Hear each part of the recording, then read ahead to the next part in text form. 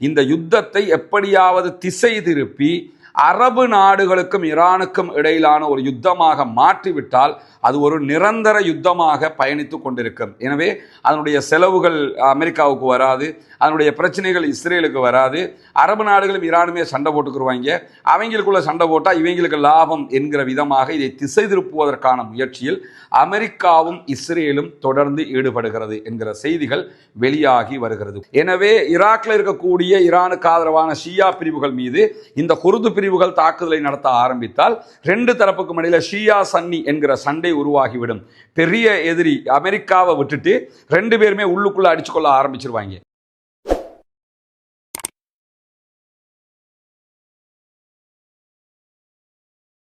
சார்ந்த சகோதரர்களே, உங்கள் அனைவர் மீதும் ஏக இறைவனுடைய அமைதியும் கருணையும் உண்டாகட்டுமாக என்கிற உயரிய பிரார்த்தனைகளோடு இந்த வீடியோவில் ஒரு முக்கியமான விவகாரத்தை நம்ம ஈரான் இஸ்ரேல் அமெரிக்க யுத்தம் தொடர்பாக தெரிந்து கொள்ள. அது என்ன முக்கியமான விவகாரம் என்றால், நமக்கு தெரியும் ஈரான் மீது அமெரிக்கா ஒரு பாரிய யுத்தத்தை ஆரம்பித்திருக்கிறது. இஸ்ரேலும் மிக கடுமையான தாக்குதல்களை ஈரானுக்குள் நடத்தி கொண்டிருக்கிறது. அதே அளவுக்கு பதிலடியை ஈரானும் அமெரிக்க இஸ்ரேலிய தளங்கள் மேல தொடர்ந்து நடத்தி கொண்டிருக்கக்கூடிய சூழல்ல இந்த யுத்தம் அடுத்து எப்படி நகரும் என்கிற ஒரு முக்கியமான கேள்வி அனைவரிடத்திலும் எழுந்து வரக்கூடிய சூழலை நம்ம பார்க்க முடிகிறது. இந்த யுத்தத்தை பொறுத்தவரையில இந்த யுத்தத்தின் வெற்றி தோல்வி என்பதை தாண்டி இந்த யுத்தம் அடுத்த கட்டம் நகர வேண்டும் என்றாலும் அமெரிக்கா இஸ்ரேல் விரும்புவதை போல மத்திய கிழக்கு நாடுகளுக்குள்ள ஏற்கனவே ஈராக்ல பிரச்சனை இருந்த மாதிரி, அதே போன்ற ஆப்கானிஸ்தான்ல பிரச்சனை இருந்த மாதிரி, அரபு நாடுகளுக்குள்ள பிரச்சனை இருந்த மாதிரி கொஞ்சம் அண்மைய காலகட்டமாக பிரச்சனைகள் காசாவுடைய பிரச்சனையை தவிர வேறு எந்த பிரச்சனையும் அரபு நாடுகளுக்குள்ள இருக்கல. இப்பொழுது இந்த யுத்தம் ஆரம்பித்ததற்கு பிறகு தற்காப்பு நடவடிக்கையாக அரபு நாடுகளில் இருக்கக்கூடிய அமெரிக்காவினுடைய தளங்கள் மேலே எல்லாம் தொடர்ந்து ஈரானும் தாக்குதல்களை நடத்தி வரக்கூடிய சூழல்ல இந்த யுத்தத்தை எப்படியாவது திசை திருப்பி அரபு நாடுகளுக்கும் ஈரானுக்கும் இடையிலான ஒரு யுத்தமாக மாற்றிவிட்டால் அது ஒரு நிரந்தர யுத்தமாக பயணித்து கொண்டிருக்கும். எனவே அதனுடைய செலவுகள் அமெரிக்காவுக்கு வராது, அதனுடைய பிரச்சனைகள் இஸ்ரேலுக்கு வராது. அரபு நாடுகளும் ஈரானுமே சண்டை போட்டுக்குருவாங்க. அவங்களுக்குள்ள சண்டை போட்டால் இவங்களுக்கு லாபம் என்கிற விதமாக இதை திசை திருப்புவதற்கான முயற்சியில் அமெரிக்காவும் இஸ்ரேலும் தொடர்ந்து ஈடுபடுகிறது என்கிற செய்திகள் வெளியாகி வருகிறது. குறிப்பாக அமெரிக்க ஜனாதிபதினா அவர் எவ்வளோ பெரிய ஆளுங்கிறது நமக்கு தெரியும். அவர் சரியா பிழையாங்கிறது ரெண்டாவது. ஆனால் அவர் எவ்வளோ பெரிய ஒரு முக்கியமான பதவி. இந்த பதவியில் இருக்கிறவர் இன்னொரு நாட்டினுடைய அதிபரோடு பேசுவார். கத்தர் அதிபர், துபாய் அதிபர், ஒவ்வொரு நாட்டு அதிபர்களோட தொலைபேசியில் பேசுவது, முக்கியமான விவகாரங்களை கலந்துரையாடுவது என்பது வேறு. ஆனால் நேற்று வெளியாகி இருந்த ஒரு முக்கியமான செய்தியில் ஈராக்ல இருக்கக்கூடிய ஈரானுக்கு எதிரான குர்திஷுடைய தலைவர்களோடு அமெரிக்க அதிபர் டொனால்ட் ட்ரம்ப் நேரடியாக தொலைபேசியில் உரையாடி இருக்கிறார். ஏன் ஒரு சாதாரணமான ஒரு இனக்குழுவோட இப்படி தொடர்பு கொண்டு பேசுறாரு நினைச்சீங்கன்னா, ஈராக்ல இருக்கக்கூடிய முக்கியமான இரண்டு குர்து பிரிவுகளுடைய தலைவர்களாக அறியப்படுகிறவர்கள் தான் மசூத் பராசானி, அதே போன்று பாபெல் தலபானி ஆகிய ரெண்டு பேர். இந்த ரெண்டு பேரோடும் தான் அமெரிக்க அதிபர் டொனால்ட் ட்ரம்ப் நேரடியாக தொடர்பு கொண்டு பேசியிருக்கிறார் என்கிறது ஆக்சியோஸ்.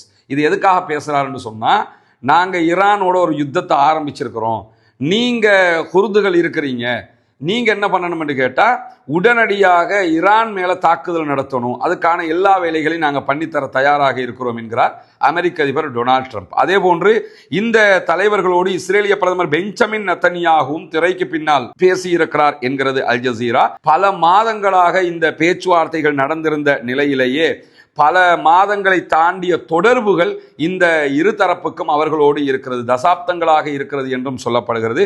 குறிப்பாக சிரியா, ஈராக், ஈரானுக்கு உள்ள சில குர்து பிரிவுகள், இவங்களோட அமெரிக்காவும் இஸ்ரேலும் தொடர்புகளை பேணி கொண்டிருக்கக்கூடிய சூழல்ல இஸ்ரேல் நிறைய உளவு தகவல்களை இவர்களை வைத்தும் எடுத்துக்கொண்டிருக்கிறது என்கிற செய்திகளும் வெளியாகி கொண்டிருக்கிறது. இந்த சூழல்ல தான் இப்பொழுது அமெரிக்க அதிபர் நேரடியாகவே குர்துகளுடைய தலைவர்களோடு பேசி இருக்கிறார்.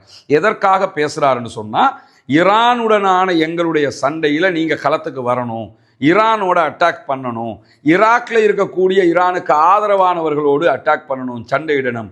அப்பதான் என்ன ஆகும்னா இந்த ஷியா சன்னி பிரச்சனை உருவாகும். குர்துகள் சன்னி பிரிவை சேர்ந்தவர்களாக பெரும்பாலும் இருக்கிறார்கள். ஷியாக்கள் ஈரான்ல இருக்கக்கூடியவர்கள் ஷியாக்களாக இருக்கிறார்கள். எனவே ஈராக்ல இருக்கக்கூடிய ஈரானுக்கு ஆதரவான ஷியா பிரிவுகள் மீது இந்த குர்து பிரிவுகள் தாக்குதலை நடத்த ஆரம்பித்தால் ரெண்டு தரப்புக்கும் இடையில ஷியா சன்னி என்கிற சண்டை உருவாகிவிடும். பெரிய எதிரி அமெரிக்காவை விட்டுட்டு ரெண்டு பேருமே உள்ளுக்குள்ள அடிச்சுக்கொள்ள ஆரம்பிச்சிருவாங்க. அதே மாதிரி இப்ப நடக்கக்கூடிய யுத்தத்தில் அமெரிக்காவுக்கும் ஈரானுக்கும் இடையிலான யுத்தத்தில் இந்த சன்னி பிரிவுகள் உள்ள வந்துட்டாங்கன்னு சொன்னா பெரிய எதிரி ஓரங்கட்டப்பட்டுட்டு இந்த ரெண்டு பேருமே சண்டை பிடிச்சு கொள்வாங்க. அதே மாதிரி கத்தர் அல்லது துபாய் அல்லது பஹ்ரைன் அல்லது சவுதி அரேபியா எந்த ஒரு அரபு நாடுகளாக இருந்தாலும் பெரும்பாலும் இவர்களுடைய ஆட்சி கட்டமைப்பு சன்னி பிரிவுகளோடு சேர்ந்து இருக்கிறது. பொதுவான சகோதரர்களும் இந்த வீடியோக்களை பார்க்கறதுனால ஒன்றை புரிஞ்சுக்கிறங்க, இஸ்லாத்துக்கு உள்ள சன்னி ஷியா என்கிற பிரிவுகளை இஸ்லாம் கொண்டு வரவில்லை. முகமது நபி சன்னியா ஷியாவா அந்த மாதிரி முகமது நபி அவர்கள் பிரிக்கல. முகமது நபியினுடைய மரணத்துக்கு பிறகு ஷியா என்கிற ஒரு பிரிவு தோற்றம் பெற்றது. அவர்களுடைய செயல்பாடுகள் அவர்களுடைய மார்க்க விழுமியங்கள் எதுவுமே இஸ்லாத்தோடு இணைந்தது அல்ல. அதை நம்ம இந்த ஈரானுடைய ஆதரவு என்பது அரசியல் ரீதியிலான ஆதரவு, அதில் எந்த மாற்ற கருத்தும் கிடையாது. அமெரிக்காவை சிம்ம சொப்பனமாக எதிர்த்து கொண்டிருக்கிறார்கள். நம்ம இந்த இடத்துல ஷியா சன்னிங்கிற பிரிவினையை நம்ம பார்க்கல. ஆனால் மார்க் அடிப்படையில் இஸ்லாத்தினுடைய அடிப்படைகள் குர்ஆன் மற்றும் நபிகள் நாயகம் ஸல்லல்லாஹு அலைஹி வஸல்லம் அவருடைய அடிப்படைகள் சன்னி பிரிவை சார்ந்தவர்களிடத்தில் தான் இருக்கிறது. அதற்கு நேர்மாற்றமான கொள்கைகளில் ஷியாக்கள் இருக்கிறார்கள் என்கிற கருத்துக்களில் எந்த மாற்று கருத்தும் கிடையாது. இதை பொதுவான மக்களும் புரிஞ்சுக்கணுங்கிறதுக்காகத்தான் இந்த இடத்துல நம்ம சொல்றோம். இப்படியான ஒரு சூழல்ல தான் இந்த மார்க்க ரீதியாக இருக்கக்கூடிய நபிகள் நாயகத்துக்கு பிறகு உண்டாக்கப்பட்ட இந்த பிரிவினையை மேற்கு நாடுகள் எப்பொழுதுமே பயன்படுத்தி வந்திருக்கின்றன. ஈராக் வார்ல இதைத்தான் பயன்படுத்தினாங்க. சதாம் ஹுசைனை அழிக்கிறதுக்காக குர்து பிரிவுகள் பயன்படுத்தப்பட்டது. அதே போன்று ஆப்கான் வார்ல இது மாதிரிகள் நடந்த காட்சிகளை நம்ம பார்த்திருக்கிறோம். மற்ற எந்த இடத்துல நடந்தாலும் இந்த ஷியா சன்னிங்கிறத வைத்துக்கொண்டு ஒரு பெரிய பிரிவினையாக காட்டிக்கொண்டு அரபு நாடுகளுக்கு மத்தியிலே பிரச்சனையை மேற்கு நாடுகள் உண்டாக்கி கொண்டே இருக்கும். அப்படியான ஒரு சூழல் இருக்கும் போதுதான் இப்போவும் என்ன பார்க்குறாங்கன்னு கேட்டால், எப்படியாவது இந்த அரபு தேசத்தில் இருக்கக்கூடிய நாடுகள் தடுப்பதை நிறுத்திவிட்டு, அதாவது ஈரான் அட்டாக் பண்ணுறான், இவங்க தடுக்கிறாங்க, தடுக்கிறத நிறுத்திட்டு ஈரானை இவங்க அட்டாக் பண்ணணும். அட்டாக் பண்ண ஆரம்பிச்சிட்டாங்கன்னாலே சன்னி பிரிவு நாடுகளுக்கும் ஷியா நாட்டுக்கும் இடையிலான ஒரு சண்டையாக இது மாறிடும். அமெரிக்கா விட்ராவ் ஆகிருவாங்க, இஸ்ரேலும் விட்ராவ் ஆகிருவாங்க. அவங்க ரெண்டு பேரும் ஓரமானதுக்கு பிறகு இவங்க அடிச்சு கொள்வாங்க. இதுதான் அவர்களுக்கு தேவையானதாக இருக்குது. ஆனால் இந்த இடத்துல நான் என்ன பார்க்குறேன்னு கேட்டால், அரபு நாடுகள் மிக தெளிவாக இருப்பதை போன்று தெரிகிறது. குறிப்பாக சவுதி, யுஏஇ, கத்தர் உள்ளிட்ட எல்லா நாடுகளுமே என்னன்னா, நேற்று அவங்க விடுத்திருந்த அறிவிப்புல, நாங்கள் ஈரானோடு எந்த சண்டைக்கும் போகவில்லை, எங்களுக்கும் ஈரானுக்கும் எந்த சண்டையும் கிடையாது. ஈரான் எங்க நாட்டில் இருக்கக்கூடிய அமெரிக்காவுடைய பேஸை நோக்கி தாக்குதல் நடத்துறாங்க, அதை தடுக்கிறது தான் எங்களுடைய வேலையாக இருக்கிறது. ஏன்னா எங்க நாட்டுக்குள்ள அந்த பேஸ் இருக்குது, எங்க நாட்டை நோக்கி தாக்குதல் நடத்துறாங்க, அதை டிஃபெண்ட் பண்ற வேலையை தான் நாங்கள் பார்த்துக்கிட்டு இருக்கிறோமே தவிர நாங்கள் ஈரான் மேல தாக்குதல் நடத்தலை, நாங்கள் ஈரானோடு சண்டைக்கு போகலை, எங்களுக்கும் ஈரானுக்கும் சண்டை இல்லை என்பதில் தெளிவாக இருக்கிறார்கள். அமெரிக்காவினுடைய பேஸ் அவங்க வச்சிருக்கிறாங்க, அமெரிக்காவுக்கு இடம் கொடுத்துருக்கிறாங்க, எல்லாம் பண்றாங்க. ஆனா நாங்க அவங்களோட ஈரானோட சண்டை கிடையாது, அமெரிக்கா தான் சண்டைங்கிறதுல தெளிவாகவும் இருக்கிறாங்க. குறிப்பாக நேற்று யுஏயும் கத்தரும் சவுதி அரேபியாவும் வெளியிட்டிருக்கக்கூடிய அறிவிப்புல மேலதிகமாக என்ன சொல்லியிருக்கிறாங்கன்னு கேட்டா, எங்களுடைய எந்த பேஸையும் ஈரானை தாக்குவதற்கு நாங்கள் வழங்கவில்லை. எங்க நாட்டுக்குள்ள அமெரிக்காவோட பேஸ் இருக்கிறது உண்மை, ஆனா இங்க இருந்து ஈரானை தாக்குறதுக்கு நாங்க அனுமதி கொடுக்கல, நாங்கள் அதில் கவனமாகத்தான் இருக்கிறோம் என்கிற அறிவிப்புகளை அவங்க விடுத்திருந்ததை பார்க்க முடிகிறது. இது தெளிவான ஒரு செய்தியை சொல்லுது. என்னன்னா, நம்மளே இதை புரியும் போது அவங்க புரிய மாட்டாங்களா? நம்மளை கோர்த்துல பார்க்குறாங்க. நேரடியாக அமெரிக்கா வந்து ஈரானோட சண்டை பிடிச்சிட்டு இதை கண்டினியூவாக கொண்டு போக முடியாதுங்கிறதுனால நம்மளை கோர்த்து விட்டாங்கன்னா நம்ம காலாகாலம் சண்டை பிடிச்சிக்கிட்டு இருக்க வேண்டி வரும், இந்த யுத்தம் முடிவுக்கு வராது, இது நமக்கு தேவையா என்கிற ஒரு நிலையில அரபு நாடுகள் சுதாகரித்து கொண்டிருப்பதை நம்ம புரிய முடியும். இந்த குர்து இனக்குழுவை சேர்ந்தவர்கள் என்ன செய்ய போகிறார்கள் என்கிற கேள்விகள் தான் இருக்கிறது. எங்கேயாவது ஒரு இடத்துல கிறுக்குத்தனமா எவனாவது ஆரம்பிச்சு விட்டான்னா அது ஷியா சன்னி பிரச்சனையாக உருவெடுக்க ஆரம்பித்து விடும். இதுதான் அமெரிக்காவுக்கும் இஸ்ரேலுக்கும் தேவையானதும் கூட. அதனால்தான் அமெரிக்க அதிபரே குர்து பிரிவு தலைவர்களோடு நேரடியாக தொடர்பு கொண்டு பேசியிருக்கிறார் என்கிற செய்திகளை நம்ம பார்க்க முடிகிறது. அப்படியான ஒரு ஆபத்தான சூழ்நிலை ஏற்படாத இடத்து, ஏன்னா ஈரானுடைய தாக்குதல்கள் இதுவரைக்கும், இதுக்கு பிறகு எப்படி இருக்க போகுதுங்கிறது ரெண்டாவது, இதுவரைக்கும் மிக உச்சமான தாக்குதல்களாக இருக்கிற காரணத்தினால ஈரானை எதிர்கொள்வதற்கு அமெரிக்கா இந்த மாதிரியான குழுக்களை பயன்படுத்துவதற்கு முயற்சி செய்கிறது. இஸ்ரேலும் அந்த முயற்சியில் ஈடுபட்டிருக்கிறது. எனவே இந்த மாதிரியான ஒரு சூழ்ச்சிக்கு அரபு நாடுகளோ இந்த குழுக்களோ சிக்காத விடத்து இந்த யுத்தத்தில் கண்டிப்பாக அமெரிக்கா தோல்வியை தழுவும். அமெரிக்காவினுடைய வெற்றியே ஆயுதத்தில் இல்லை, சூழ்ச்சிகள் தான் இருக்கிறது. அமெரிக்கா எப்படியாவது அரபு நாடுகளை இதிலே கோர்த்து விடுவதற்குத்தான் முயற்சி செய்கிறது. சன்னி ஷியா என்கிற பிரச்சனையை உண்டாக்குவதற்கு முயற்சி செய்கிறது. அப்படியான ஒரு முயற்சி தோல்வி அடைய வேண்டும் என்று சொன்னால் அரபு நாடுகள் இப்பொழுது இருக்கிற இதே சுதாகரிப்போது தடுக்கிற வேலையை மாத்திரம் செய்து கொண்டிருக்கிற அந்த வேலையை மட்டுமே கண்டினியூ பண்ணிட்டாங்கன்னாலே இந்த பிரச்சனை உள்ளே நுழையாது. ஈரான் அவர்கள் மீது நடக்கக்கூடிய தாக்குதலை அமெரிக்காவை நெஞ்ச நிமித்தி சந்திச்சுக்கிட்டு இருக்கிறாங்க. அது மாதிரி அவங்க சந்திச்சு முடிப்பாங்க என்கிற ஒரு நம்பிக்கையும் உலக மக்களுக்கு மத்தியிலே தற்போது தோற்றம் பெற்றிருப்பதை நம்ம பார்க்க முடியும். நமக்கெல்லாம் தெரியும், கடந்த ரமலானுடைய மாதத்தில் இஸ்லாத்தை ஏற்றுக்கொண்ட ஒரு 14 குடும்பங்களுக்கான வீடுகளை கட்டுகிற ஒரு பணியை நம்ம ஆரம்பிச்சிருந்தோம். அல்லாஹ்வினுடைய உதவியால் நீங்கள் செய்த தான தர்மங்கள், ஜகாத் நிதிகளால் அல்ஹம்துலில்லாஹ் 5 குடும்பங்களுக்கான வீடுகள் முழுமையாக கட்டி கொடுக்கப்பட்டு அவர்களுடைய கைகளிலேயே ஒப்படைக்கப்பட்டு விட்டது.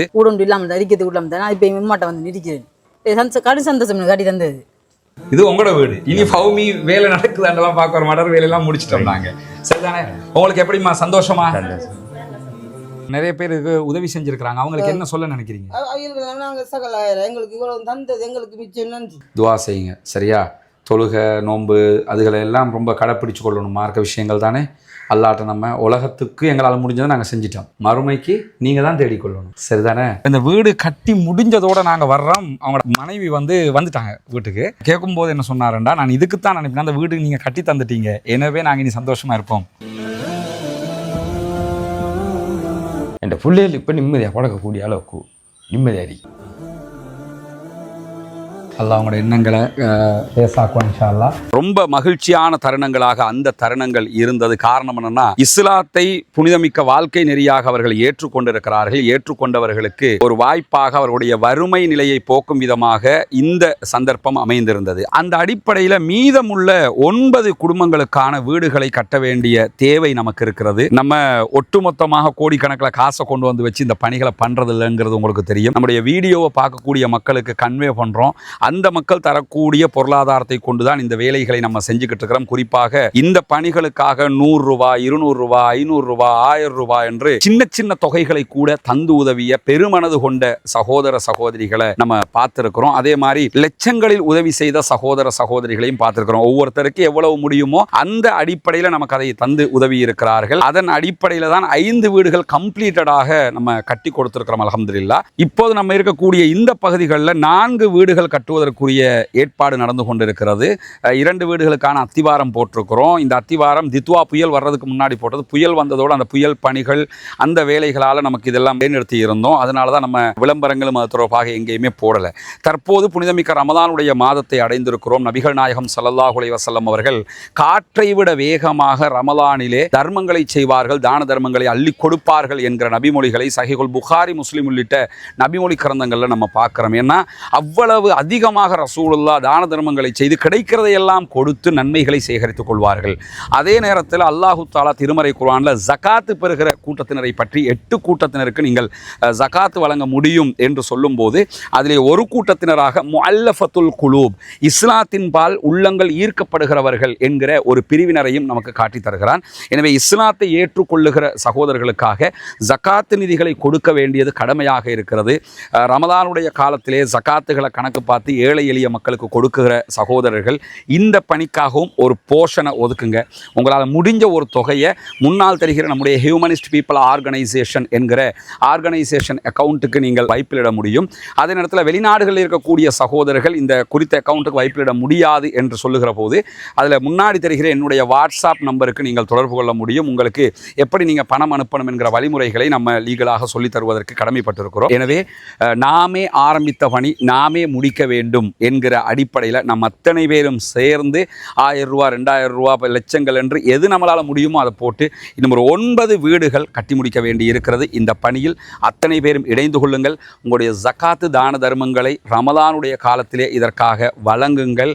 வாரி வழங்குகிற போது நாளை மறுமையிலே அல்லாஹு தஆலா உயர்தரமான ஜன்னத்துல் ஃபிர்தௌஸிலே உங்களுக்கான அழகான ஒரு வீட்டை தருவதற்கு காத்து கொண்டிருக்கிறான். ஏழை எளிய மக்களுக்காக உழைப்போம், அவர்களுக்காக கொடுப்போம். நாளை மறுமையில் நிரப்பமான கூலிகளை பெற்றுக்கொள்வோம். எனவே இதற்காக உதவி செய்யுங்கள் என்கிற பணிவான கோரிக்கையோடு முடித்துக் கொள்கிறேன்.